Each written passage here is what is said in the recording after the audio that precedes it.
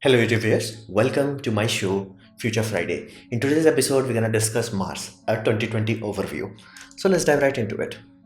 Well, first you have to understand the philosophical aspect of Mars. Why? Because it can be seen through naked eye. What does that mean? Why does it matter? It simply matters because because we identified it long ago. I mean, as long like before Christ, kind of long ago.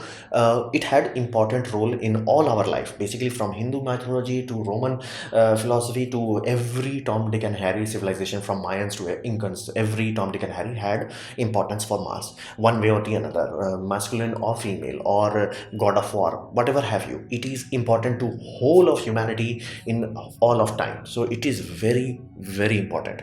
So it's something that collectively it matters to us. It flat out matters to us, whether you like it or not. It matters to us, and because of this, the fact that you can just go out and see. And if you are not familiar how to spot Mars, I would urge you to download apps. There are many apps that will help you to find it, and you generally can see it around evening. So it's quite awesome sight to see. However, do not expect you will just find a bright star. If you have a good telescope, you may be able to see a red dot. So you can get some idea. So now what does that matter? Well, it simply matters because as early as, like, once we actually started to build proper large telescopes, it sparked the imagination of people, and I'm talking imagination before 1950s.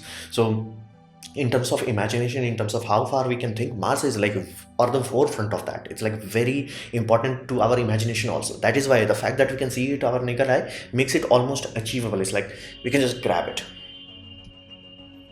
now. So what is this thing, this Mars? Well, it's a fourth planet. Earth have basically our solar system have 8 planets, not Pluto. So we have Mercury, Venus, Earth, Mars, Jupiter, Saturn, Uranus, Neptune. I'm not going to say Pluto. So that's the reality. Now, why fourth planet? Well, think of it this way. The early planets, they are very small. However, they are rocky, aka they have a surface. You go above from Mars, basically you end up with Jupiter, Saturn, Uranus, and Neptune. All of them do not have a surface. You cannot, quote unquote, land on them. They have high enough density. They have even basically liquid hydrogen, I'm saying metallic hydrogen, which is dense enough that most things will bounce off of it. But it's not, quote unquote, surface. So that's the reality of it. You have only four things. Now, Mercury have its crust torn apart, so it's basically useless. It's smaller than our moon. Then you have Venus, sister of Earth in most way, but it's a living hell. Then we have Mars. Now, Mars is very unique in this way that the probability of having two planets in a solar system that have almost identical spin rate, that is magical almost. It has almost 24 hours day and night cycle. What does that mean? That simply means you will get adjusted to day night end of Mars very quickly. Like you're like, oh, it's day is like, bit longer. Oh, night is also a bit longer. So you will forget the fact that you are on a different planet because day and night is that similar. Now, to give you a comparison of that, like how rare that is, Venus, which is literally almost the same size as Earth, its literally day length is longer than its year. Basically, it does not even spin at 1 hour year. Basically, it will take longer than a year to spin around. So it is quite amazing that it has that is very intriguing thing. Then we come to the realization of it, like how does it compare to everything else? Well, it's small. So basically you make a scale. You have Earth on one end, you have moon on the other end. Mars will not be in between. It will be much closer to moon than it would be to Earth. So this is one thing you have to understand. Mars is not very big. So why does that matter? That simply matters because it reduces the gravity. Now, why does that matter? That reduces the atmosphere. Why does that matter? That matter because everything becomes cold, because it is in the fourth place. It is far from solar flux. It does not have the temperature for it. Basically everything around there is cold, like from minus 150 degrees Celsius to hot day would be minus 40 degrees Celsius. Like some places at some peak times you may achieve as high as 28 degrees Celsius, but generally it's very cold, very dry. It's like almost Antarctica will look like a hot summer place compared to this puppy. Now we want to go there. Now I specified. That is why I kept coming on to that fact that because we are thinking about it from ancient time, there is like I can almost guarantee that you must have heard at least one or two story about Mars when you are a child. Like again, it may have a different like God of War theme to it or like some other connotations to it, but you have heard it.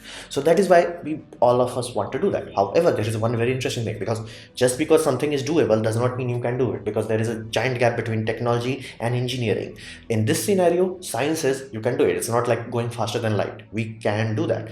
Then what about the engineering part? To give you a context, it could have been done in Saturn era because they designed basically upper stage for Saturn V itself, which was using nuclear propulsion, nuclear and basically hot hydrogen. Basically, they had liquid hydrogen. They're gonna heat it up and get much higher mileage, much higher top speed, and they could have actually reached to Mars if they have wanted. Like engineering is sound, like it's tested, mathematically specified. It is something that could have been done. Again, talk about risks and all that, but again, we lost 3 astronauts just on the testing system on Apollo 1. So things happen, but it was doable. Like that is very interesting thing about it. So if we truly want that, like, or how Neil deGrasse Tyson puts it, if we, like, China just leaks a memo that they're going to Mars, next day NASA's budget will be updated. After 2 years they're gonna be land there. So like there is no competition there.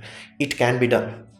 Now, in terms of what we have accomplished, even though we are not at wartime, basically America is not at wartime, which they used to be during Cold War era, because that time money was flowing like there is no tomorrow. We still have managed to achieve certain accomplishment, aka landing things there, aka landing bigger and bigger things there. So right now, what we have, Curiosity rover, it's quite huge. Like it's size of a small car. Like you must have seen many cars which are lighter than this puppy. This puppy is nuclear powered, so to say. So it's a quite achievable thing. It's something that we can almost touch. We know how this hard soil is. We know how hard the rock is. We know how moist things are. Like we know things at this point. It's not just satellite reading. We know what it is. And science fiction, of course, because again that time people saw it with a telescope. Now we have like such a high resolution image, so our imagination is much more vivid. My personal favorite TV show, The Expanse, has amazing representation of Mars. Now again, some parts are a bit stretched, but you get the idea. Like the imagination on this is wild. Now, when we can expect to actually go? Well, don't expect anything before 2030. Now, you may say I'm this optimistic or whatever, but again, that's the optimistic case scenario.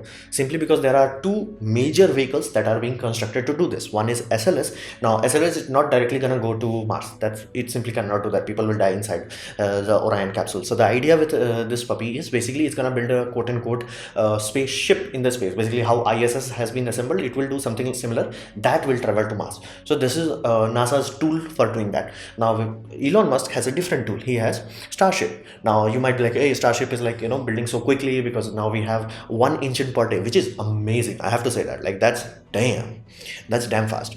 But you have to understand, making a markup versus making an engine which they have learned a lot from basically Merlin days. So that's why they can optimize it, and it's just duplicate it. Like, take the engine, duplicate it, take the engine, duplicate it, change the nozzle. So it's not same difficulty as designing a whole system, because they do not know how the chamber will work. They haven't even figured out which welding process they're gonna use, because again, it's still unknown territories. So designing something and actually getting it to orbit, yeah, that's not happening before 2024. Like, that best case scenario 2024. And after that, you still have to understand that there are so much red tape to go through before you can put astronauts on that, because astronauts are directly controlled by NASA. You cannot just randomly strap a person to a rocket. You simply cannot do that. So that also adds extra governmental layer. So if government slows down, forget about it. It's like, even if Elon Musk, like, let's say by 26, for some reason they pulled it off, they have a vehicle ready to go, NASA simply might just ignore it. It's like, no, you don't have abort system, we're not going to allow you to send, and that can ground the whole system. So they might have to go to another country or have some another permits, and that is a whole nightmare that you do not want to open. So that is the reality of it. By 2030, we'll start to see actual progress. Before that, no, we're gonna build the tools, we're gonna test the tools, we're gonna refine it, and then we're gonna be ready for 2030. Because remember, in basically as early as like early days of SpaceX, they were like, yeah, we're gonna land the humans on Mars using SpaceX technology in 2018. That was long ago. So yes, there is a reality to it. 2030, again, that's optimistic. Now, what about the difficulty? What kind of complexity we are talking about here? Well, you're gonna need a very long checkbook for this. Like, the amount of money that this puppy is gonna consume, it's so damn high that it will make Apollo project look like a child's toy. Because Apollo project, the sole reason NASA could even pull Apollo project, into reality is simply because they were swimming in money at that time. To give you a context of that, they were consuming as high as 5% of national budget of USA. Their current budgets is less than 1%. So let that sink in. And that time they had only one goal, like, get your ass to moon. That's it. Like, just get your ass to moon. That's it. Like, one goal, lot of money, They did it, and they had a probability of war under their ass, so that was acting as a nitrous booster. So that was the reality of it. Now if you want to do the Mars mission, again the distance from Earth to Moon is nothing. It's like 1 light second, under 1 light second. When you're talking about Mars, that puppy can go as far as 20 light minutes. So what is the difference between minute versus 1 second? So that's the reality of it, and you have to multiply that by the light speed. So the gap we need to cover is huge. So amount of money we need, the amount of engineering we need, the amount of propellant we need is gonna punch a giant hole in bank balance of any country. Basically it could bankrupt a country if the country stupidly wants to do that. So that's the one reality. Then we come to the difficult aspect. Now many times NASA have faltered in the future, again because of politics. Same happened with basically British aerospace. Again, British aerospace became the only country that actually had a space program. They could actually launch satellite, and they lost that ability.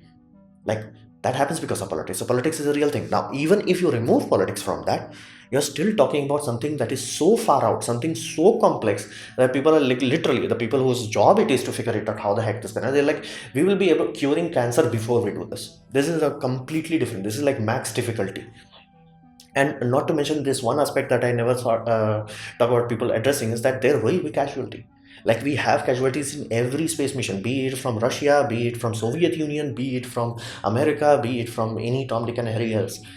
There is always casualty, one way or the another. And if you didn't have casualty, that means it will happen some place tomorrow. It will happen. Like, it's inevitable. Something will go wrong. It happens. It's a reality. Like, we did not just have aeroplanes that you can just climb on and just take off, embark and disembark without even thinking about it. We had like people who used to consider themselves daredevil if they ride a plane, and it was that deadly. But again, it takes time from that kind of casualties to actually teach us what not to do, how to do it better, or learn from their mistakes. So that's a reality, that's a harsh reality. And this time we're watching all that in 4K 60 frame per second. So that's the harsh reality that we have to understand. It's not gonna be like sunshine, oh, we're gonna need some elbow grease, or no, you're gonna need blood on that. So the difficulty on this puppy is on a different level, and the amount of red tape you need to cut, you might need bigger Donald Trump. So what about terraforming it? Let's say this is step one. We actually go there. Can we do that? Yes. Can physics allow that? Yes. Can engineering allow that? Yes, absolutely true. Can we build some low-level stuff? Yeah, absolutely doable. What about terraforming? What about this imagination of Elon Musk, where you have like a planet and you hit it up and you got ta-da? Yeah, not possible. Flat out, I even made a video about this, but flat out, under known science, there is no Tom, Dick and Harry way where you can terraform Mars into Earth. It simply cannot be done. Like, this is one thing that every Tom, Dick and Harry will say, oh, what about we put a magnetic shield? First, magneto shield is a good addition to an atmosphere, not a guarantee for atmosphere. You need proof of that. Look up what the hell is the magnetic strength of Venus. Answer, 0. Now what about the atmosphere thickness? It is the one of the thickest atmosphere known to man in a rocky body, and it's hot and it's closer to sun. Somehow still it's managed to retain its basically atmosphere, and it has more nitrogen than Earth. Let that sink in. So people are like, oh, it's just carbon dioxide. No, it has more nitrogen than Earth. So let that sink in. Like, you need gravity to anchor that. That is the core reason. Like, if you have gravity, and if you don't have magnetic shield, again, if it's far enough, like let's say in case of Mars, you will still retain everything. But in case let's say it's closer to let's sun like Earth is, yeah, the water retention ability will go up. So magnetic shield is an add-on, not a like, it's not a first step, it's a last step. It's like it's a good add-on. It's like adding polish to your car. It's not something like coating, primer and all that. None of them is there. Why? Simply because it does not have gravity. And when you actually think about it, like when you people who are like actually getting paid for this, all of them have the same reality answer. It's like, we have to come a middle way. Basically, people have to mutate in order to absorb mass properly. Basically, their lungs will have to change so they can let's say that somehow we manage to drop like gigatons of atmosphere on it. It will not be as compact or as compressed as Earth's atmosphere, so psi will be less. Our psi is like around 15 psi. Expect 8 psi there. So again, there are some humans mutated to handle that kind of pressure in high altitude regions, but again, even changing that factor, they are completely different humans. Like, they are very close to being a separate species. Again, we can still mate and they are quote unquote same species, but you get the idea. Like, they are changed. Now when you're talking about doing the same thing on a whole civilization on a different planet where they have lower gravity, that's a completely different thing. That will physically change you. That will physically change your heart, your bone, your muscles. Every single fluid system on your body will change. That does not happen to high altitude people. They only have to change their lungs. So you will end up creating Martians. And I'm not talking like, this kind of Martian, but it's a funny image. But Martians, as basically, they will not be able to come home. They will be like there, especially anyone who's born there.